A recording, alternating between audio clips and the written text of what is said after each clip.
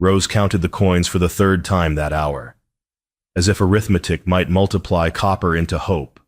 6 coins, everything she owned in the world, arranged on the windowsill like a prayer she didn't know how to finish. Below, on Main Street, a cowboy collapsed onto the bench outside Miller's diner. His horse swayed beside him, legs trembling, breath clouding in the frozen air. Frost clung to the man's beard. His hat had fallen into the snow. Rose pulled her shawl tight and descended the stairs.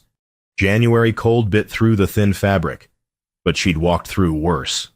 Behind curtains up and down the street, she knew they were watching. They always watched. The diner's door was locked. She knocked until old Miller cracked it open, flour dusting his apron. "Put his breakfast on my tab," Rose said, nodding toward the cowboy. Miller's laugh was short and sharp. "You got no tab, girl. Cash only. Always been cash only for your kind." Rose placed the 6 coins on the threshold. Every cent she had. Miller stared at them, then at her, then scooped them up without a word. She crossed to the bench. The cowboy looked up slowly, eyes dark and bloodshot. He tried to wave her off, but his hand barely lifted. Wasn't charity. Rose said, "You looked like you needed it worse." He opened his mouth to protest, but she was already walking away. Back toward McGrath's saloon, where the morning light never reached and the stairs followed like shadows. Caleb Thornton watched her go. Frost melted on his cheeks, but it wasn't from the cold. She'd just given him her last coins. And she didn't even know who he was. That changed everything. By noon, the whole town knew about Rose's foolishness. She learned this at Pritchard's General Store, where conversation stopped the moment she entered. Mrs. Pritchard stood behind the counter like a judge at a bench, arms crossed over her broad chest.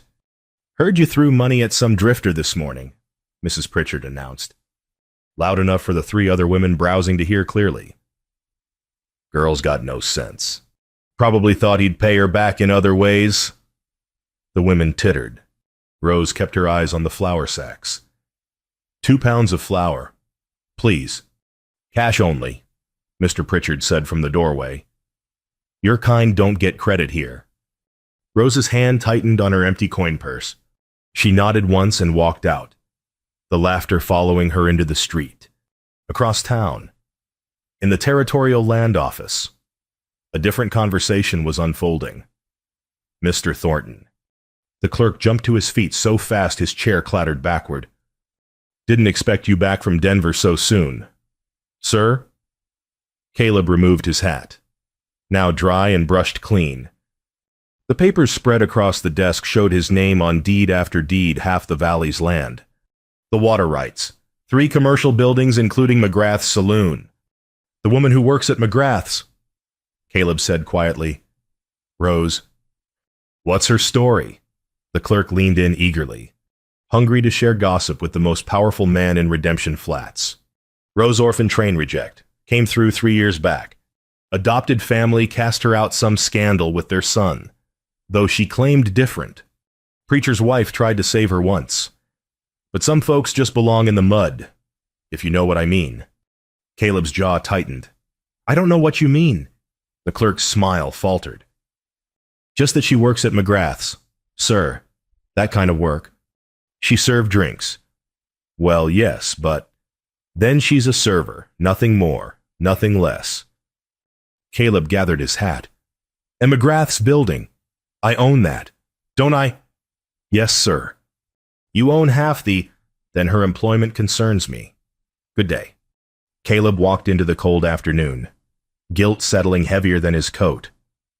She'd saved his life with her last coins, and this town, his town, the one he owned half of, treated her like trash in the street. He didn't leave Redemption Flats that day. Instead, he found a room at the boarding house and settled in to watch, to plan, to figure out how a man pays back a debt when the woman who saved him doesn't even know he owes her. That evening, Rose scrubbed her hands raw in the basin, trying to wash away the store's stares. The water turned gray with the day's grime. But shame didn't rinse clean. It never did. The envelope slipped under her door while she was drying her hands. She knew what it was before she opened it. Eviction notices had a particular weight, a particular cruel formality. McGrath's Saloon sold. New ownership effective March 1st. All current staff to vacate premises by February 15th. No references will be provided. 2 weeks.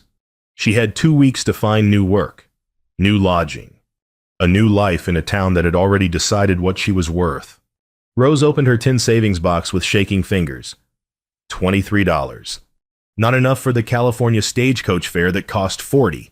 Barely enough for winter lodging if she skipped meals. And she'd already grown too thin. She lay back on the narrow bed and let herself remember, just for a moment, the things she usually kept locked away.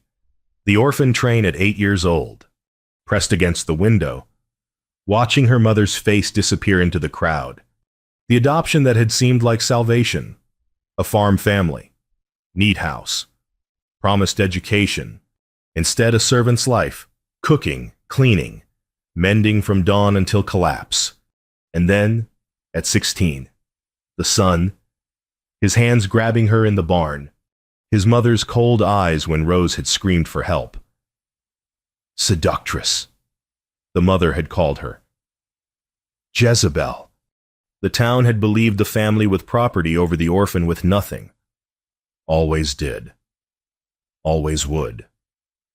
Rose blew out the lamp and lay in darkness, calculating survival the way other girls her age calculated dreams.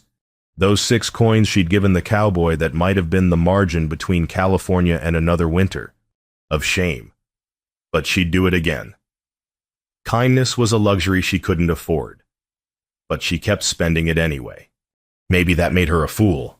Outside, in the falling snow, Caleb Thornton stood looking up at her darkened window. He'd made his decision. Tomorrow, he'd make his offer. Tonight, he'd pray she'd accept it, and that he could keep his hands and his heart to himself long enough to prove not all powerful men were predators. The snow fell heavier.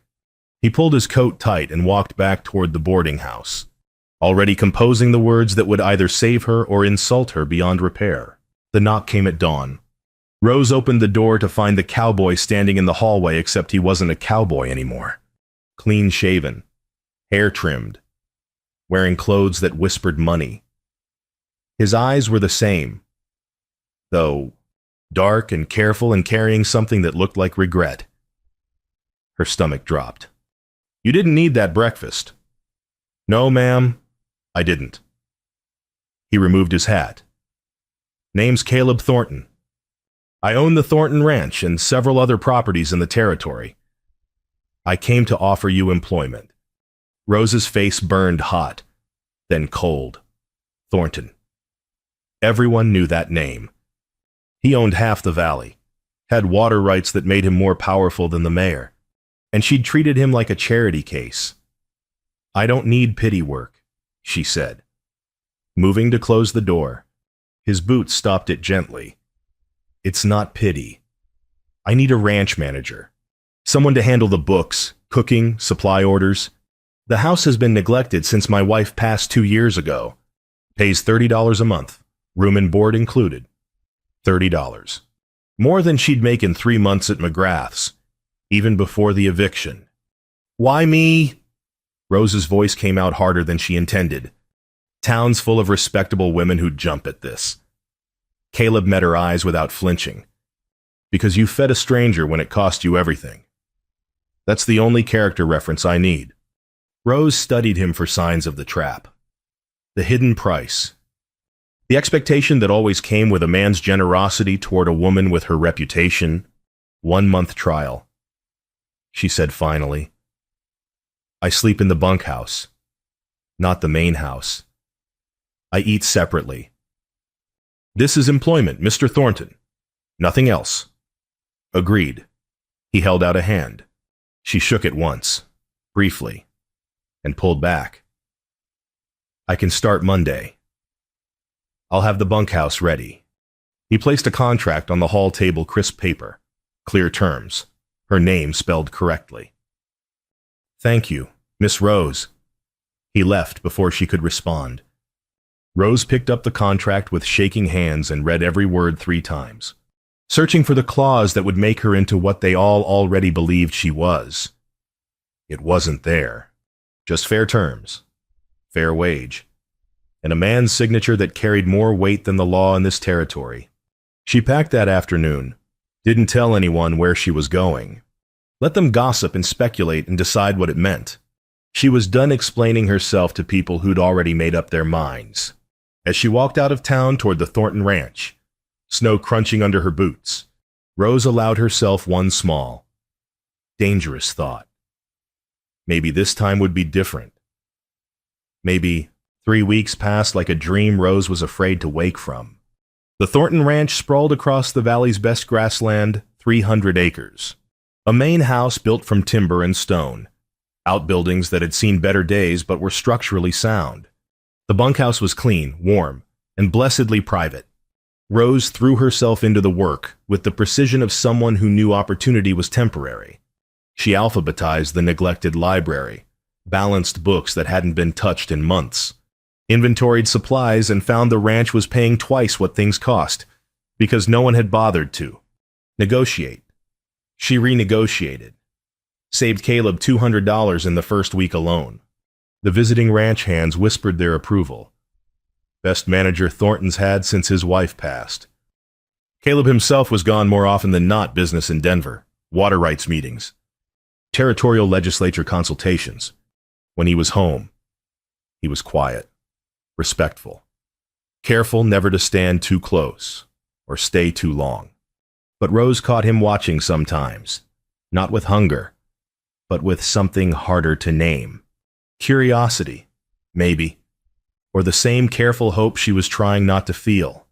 One evening, he found her reading by the main house fire. She'd borrowed a book from the library, Jane Eyre, worn leather cover. Someone's favorite once. "You read Bronte?" he asked from the doorway. Rose looked up, startled. "Borrowed it. I'll return it." "Keep it as long as you like." He gestured to the shelves. "My wife collected them. She'd be glad they're being read again." He started to leave, then paused. "You've done remarkable work here, Miss Rose. The books, the supply contracts, even the way you've organized the storeroom. I haven't seen the ranch this well managed in years." "Thank you, Mr. Thornton." "Caleb," he said quietly. "When it's just us, you can call me Caleb." "That wouldn't be proper." "Proper." He smiled sadly. "That word gets used to keep good people small and cruel people comfortable. But if you prefer Mr. Thornton, I'll answer to it." He left before she could respond. Rose stared at the fire, heart beating too fast, the book forgotten in her lap. The next afternoon, organizing old files, she found receipts dating back 3 years, anonymous payments toward Widow Hutchins' property taxes, signed only with CT. "Why hide it?" she asked that evening, when he returned from town. He knew immediately what she'd found. "Same reason you didn't tell anyone you were broke when you bought that breakfast. Some things are between you and God, not you and an audience." They stood in the lamplight, close enough that Rose could see gold flecks in his dark eyes, close enough to feel the warmth radiating from him after his cold ride home. He stepped back deliberately. "Good night, Miss Rose. Good night, Mr. Thornton." But something had shifted between them, fragile and frightening and real. Rose walked back to the bunkhouse through melting snow, March arriving early, and allowed herself to imagine just for a moment what it might be like to stay, not as an employee, but as something else, something she didn't have words for yet. Behind her, Caleb stood at the window, hand pressed to the cold glass, watching until her lamp lit in the bunkhouse. Then he turned to his empty house and wondered how a man was supposed to keep his heart disciplined when, every day, she proved herself extraordinary. Rose was humming. She didn't realize it until the sound surprised her, a tuneless rhythm while kneading bread dough in the ranch kitchen. The first time she'd hummed in 3 years, maybe longer. She smiled and kept working, unaware that miles away in town, the foundation was cracking beneath her feet. The Redemption Flats Town Council met every first Tuesday. This Tuesday's agenda included water rights, street maintenance, and Item 7, Community Moral Standards Ordinance. Caleb sat in the back row, half listening, reviewing water contracts in his head. He'd come because his presence carried weight. His silence could stop bad laws before they started. Mayor Pritchard stood at the podium, Mrs. Pritchard beaming from the front row like a queen at her coronation. Item 7, the mayor announced. We propose an ordinance banning individuals previously employed in establishments of ill repute from owning businesses, holding teaching positions, or maintaining church membership within town limits. Caleb's head snapped up. We're not calling names, Mrs. Pritchard added sweetly, but certain elements have been allowed to linger too long in our community. We must protect our children, our values, our reputation as a God-fearing town. They meant Rose. Everyone knew they meant Rose. Councilman Andrews cleared his throat. This seems harsh. Some of these women had no other options. Then let them find options elsewhere, Mrs. Pritchard said firmly. We cannot compromise our standards for individual sob stories. Heads turned toward Caleb. His vote would decide this. His silence or his voice would make the difference. He opened his mouth, closed it, thought about the water rights legislation he needed council support to pass, thought about his wife's grave and the promise he'd made to do good in her memory, thought about Rose's face when she'd given him those 6 coins, and said nothing. The ordinance passed 7-2. Caleb signed his name to the attendance sheet and walked out into the cold evening, shame soaking through him like rain. The next morning, Rose went to town for supplies. Mrs. Pritchard was waiting at the mercantile entrance, smile wide and venomous. Oh, Rose, dear. She said it loud enough for the entire store to hear. We had the most productive council meeting yesterday. Your Mr. Thornton was there, sat quiet as a church mouse while we discussed cleaning up the town's moral decay. Even signed in support of our new ordinance. Money talks louder than gratitude, doesn't it? Rose's hands went numb. What ordinance? Oh, just that former saloon workers can't own property or attend church here anymore. Nothing that affects you. Of course, unless you were planning to stay. Mrs. Pritchard's eyes glittered. But why would you? You're just passing through. Aren't you like always? Rose finished her transaction with mechanical precision. Walked to her horse with her head high and her vision blurring. Only when she was alone on the road back to the ranch did she let the tears come. He'd sat silent, heard them call her decay, pestilence, moral rot, and said nothing. She'd been a fool to think this time was different. Powerful men were all the same. They used you when convenient and discarded you when it cost them something to stand beside you. Rose rode back to the ranch, went directly to the bunkhouse, and packed her single bag. Every movement felt distant, automatic, like watching someone else's hands perform the motions of leaving. She left the note on the kitchen table where he'd find it first thing 1 month's up. Books are balanced. Supplies ordered through May. I won't be where I'm not defended. Or by the time Caleb returned at sunset, she was gone.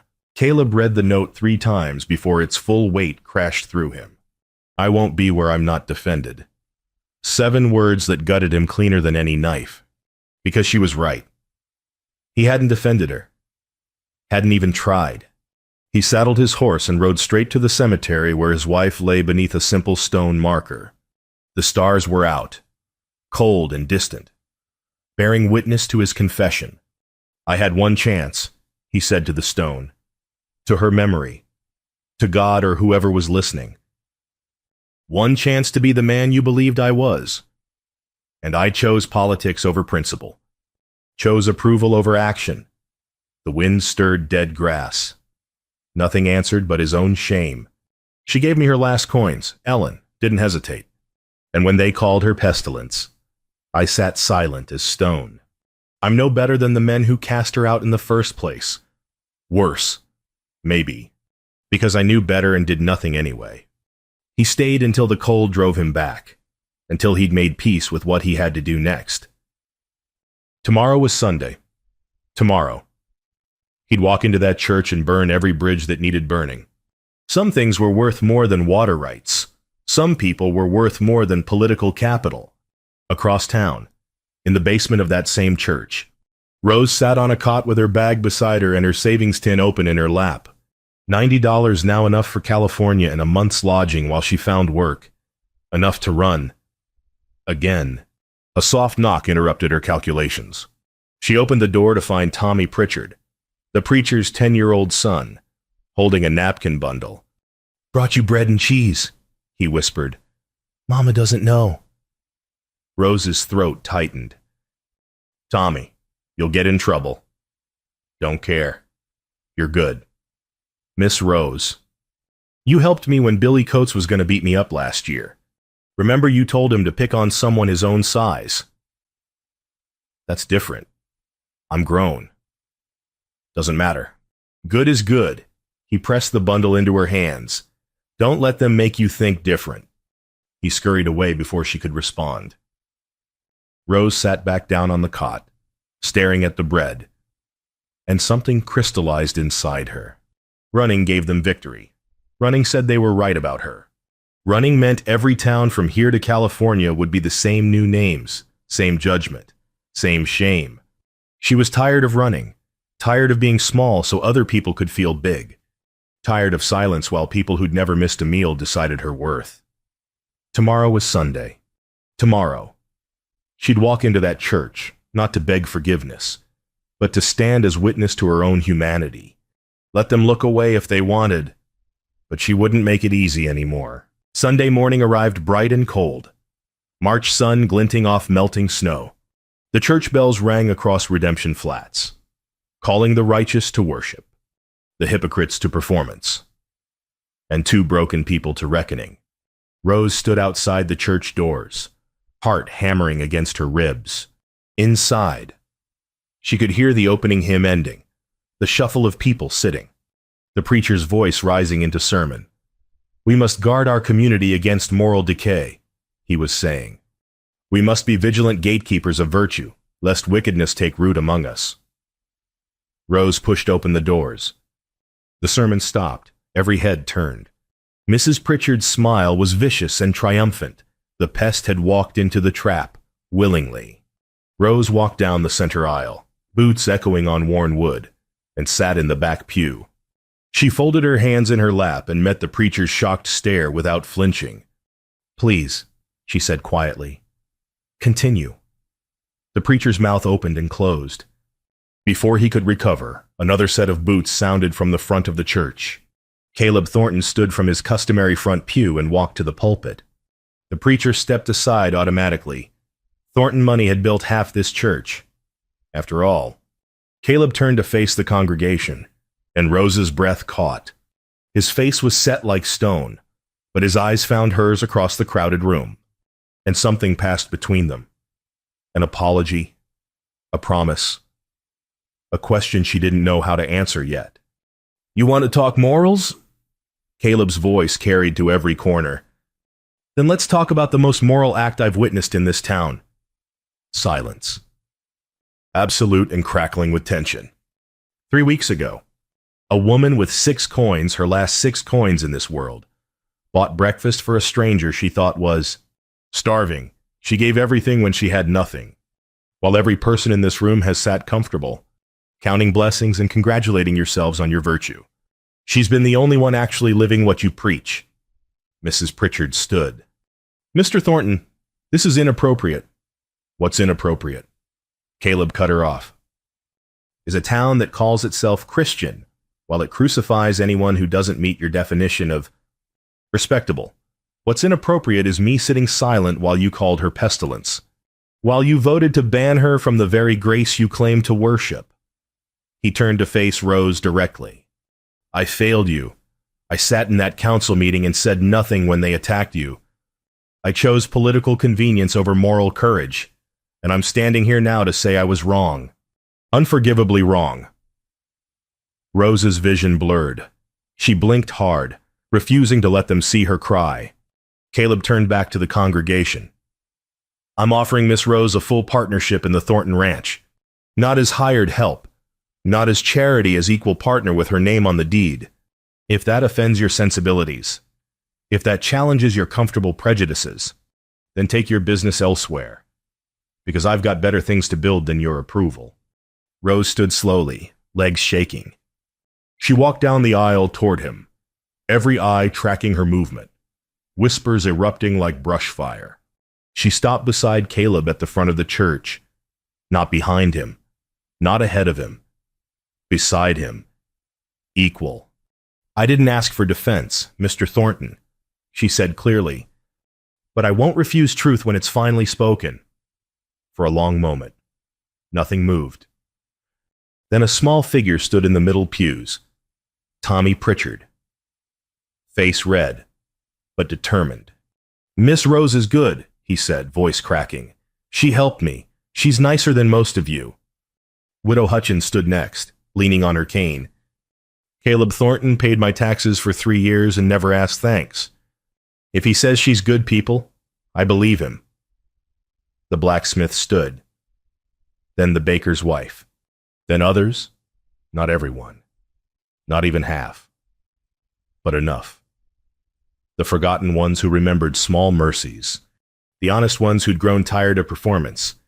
Mrs. Pritchard gathered her skirts and stormed out, dragging her scandalized husband with her.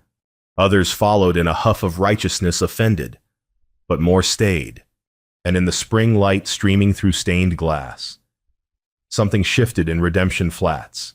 Not fixed, not perfect, but changed. The preacher cleared his throat. I think we'll end service early today. Seems the Lord's already done the preaching.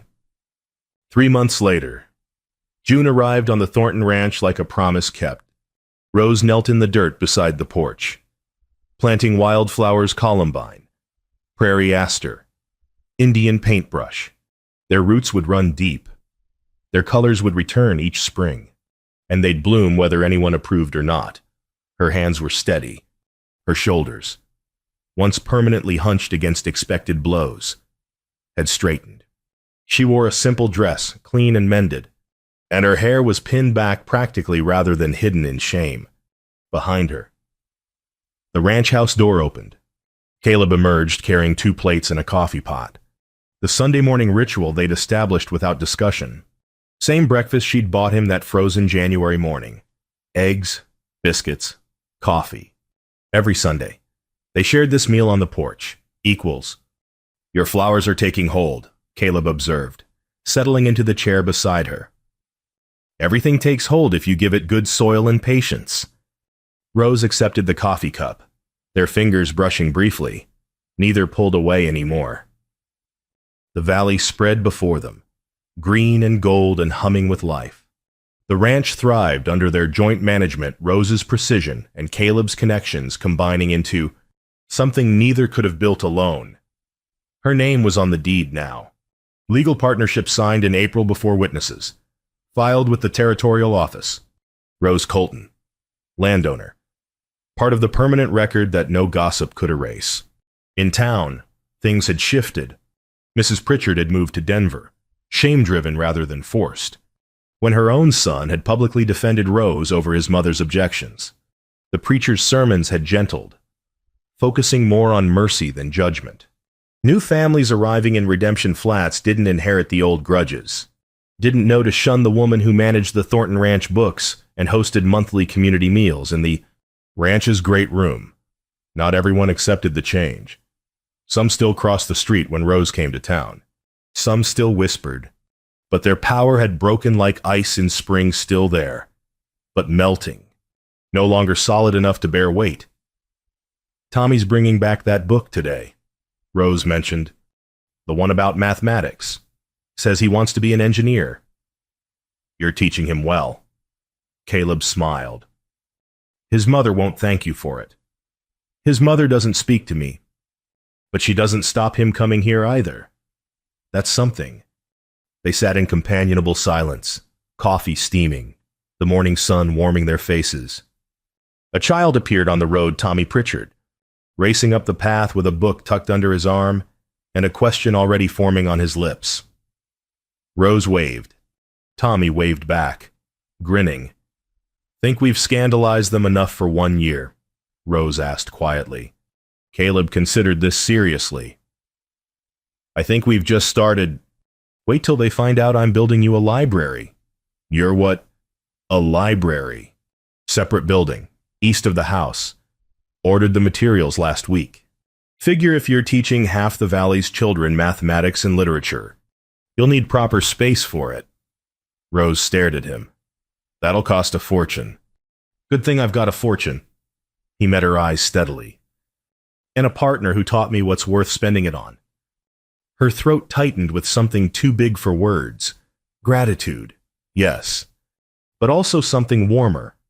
Something she'd been afraid to name because naming it gave it power to hurt her. "Caleb." "No expectations," he said quickly. "Just a library, for the work you're already doing. Nothing more unless you want it to be more. And if I did," her voice came out barely above a whisper, "want it to be more." He set down his coffee cup carefully. "Then we'd take it slow. We'd do it right. We'd build something solid on honest ground. Not on debt or rescue or gratitude, but on choice and respect and time. That sounds like something worth building." "I think so too." Tommy reached the porch, breathless and enthusiastic. And the moment passed into the ordinary miracle of a Sunday morning, a boy's questions about engineering, a woman's patient explanations, a man's quiet presence that had transformed from isolation to belonging. Later, after Tommy left and the dishes were washed, Rose returned to her wildflowers. Caleb brought her a glass of water and knelt beside her, helping press soil around the roots. He owned half the territory. Someone might tell the story someday. Deeds and ledgers proving dominion over dirt and grass. But she taught him what was worth holding: kindness when it costs, courage when it's easier to hide, and the solid ground you stand on when everything else falls away. The breakfast had been a bridge. The silence had nearly burned it. But the standing together, in daylight, before witnesses that had been the foundation, and on that foundation, with wildflowers taking root and summer arriving like grace, they were building something that couldn't be bought or inherited or taken by gossip. They were building home, not shelter from the storm, but the kind of home that weathers storms together and comes out stronger for it. The kind built on 6 coins and 30 pieces of silver transformed into something honest. The kind that starts with one person seeing another's humanity when everyone else has looked away. Rose's hands pressed deep into the soil, feeling the earth's coolness, its generosity. Caleb's shoulder touched hers as they worked side by side. Above them, the June sky stretched endless and blue, and for the first time in her life, Rose looked at that sky and thought not of escape, but of staying, of planting roots, of home, the end.